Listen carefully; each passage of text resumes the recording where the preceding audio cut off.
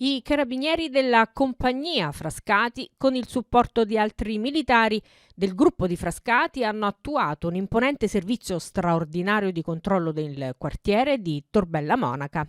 Il bilancio complessivo è di 9 persone arrestate, 9 denunciate a piede libero e sanzioni amministrative per oltre 42.000 euro.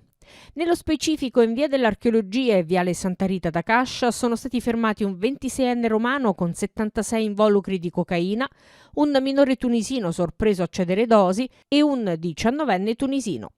Un pensionato di 60 anni è stato arrestato in quanto trovato con quasi 100 grammi di cocaina e 50 di crack. In manetta è finito anche un 32enne nigeriano sorpreso in possesso di centinaia di dosi di eroina e 2.300 euro in contanti. Un'altra persona invece è stata arrestata in zona borghesiana.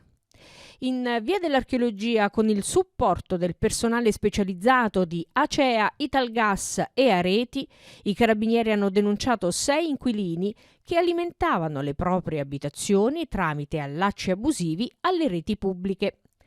Un 26enne è stato denunciato per la detenzione di 2 katana non denunciate e di un computer MacBook Air risultato rubato pochi giorni fa presso la stazione Termini. Nel vano ascensore di un palazzo, sempre in via dell'Archeologia, i carabinieri hanno rinvenuto ulteriori 74 grammi di hashish sequestrati a carico di ignoti. Sul fronte delle ispezioni agli esercizi commerciali, i carabinieri della compagnia di Frascati hanno disposto la chiusura immediata di una pizzeria in via Casilina per la presenza di lavoratori irregolari e gravi mancanze sulla sicurezza, facendo scattare sanzioni per oltre 26.000 euro. Un altro bar è stato sanzionato per l'installazione illegittima di telecamere ed omessa revisione degli estintori.